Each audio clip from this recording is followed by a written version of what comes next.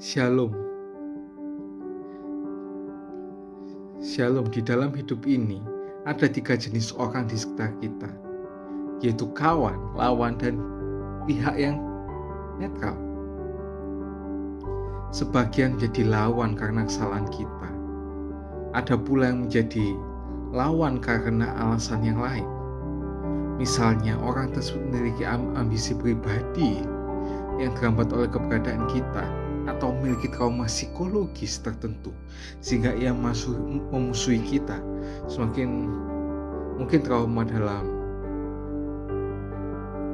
kondisi rasisme atau yang gimana dengan orang seperti kita. Nah, di sini Daud pun juga pernah mengalami hal yang sama kayak gitu. Raja Saul membenci dan mencemburui Daud karena Saul merasa terancam oleh kesuksesan Daud dalam menjalankan tugasnya sebagai prajuritnya Saul. Sungguh ironis, bukan? Di sini Daud itu berkali-kali berusaha berdamai dengan Saul, tapi apa hasilnya? Sia-sia. Kita pun bisa mengerti kalau Daud itu sebenarnya kepingin banget untuk membalas dan juga menghancurkan Saul, bahkan membunuh Saul untuk mengubah keadaan menjadi lebih baik.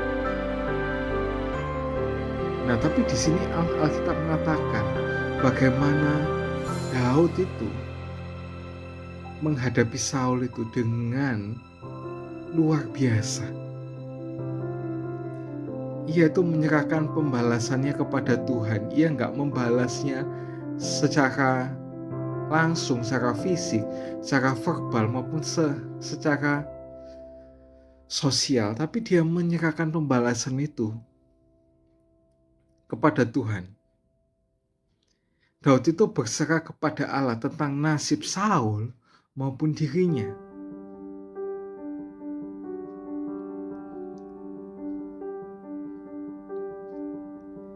Kita tahu bahwa akhirnya Saul tewas dalam sebuah peperangan dengan bangsa Filistin, bukan di tangan Daud. Nah, hal ini membuat Daud bisa menjadi raja dengan sejarah yang bersih. Nah, sikap Daud ini perlu kita teladani dalam menghadapi mereka yang membenci kita tanpa alasan, yaitu dengan menyerahkan pembalasan itu ke Tuhan. Bukan kita yang membalas, kita membalasnya aja dengan kebaikan. Jangan dibalas dengan kejahatan.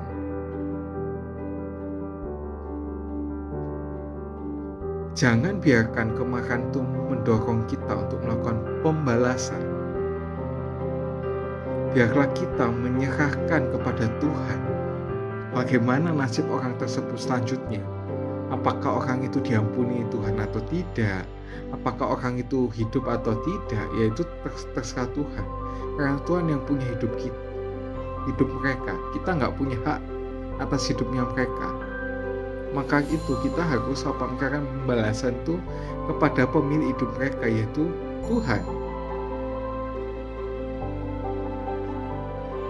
Sementara itu, kita harus terus-menerus mengerjakan tugas-tugas kita yang ada di dunia ini.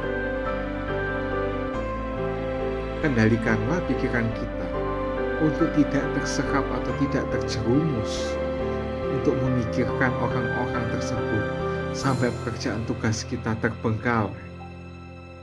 Terlebih lagi, sampai kita stres, depresi, dan lain sebagainya yang mengakibatkan hal-hal yang tidak diinginkan. Pembalasan adalah bagian Tuhan, tetapi setia dalam menunaikan tugas dari Tuhan adalah bagian dari kita. See you.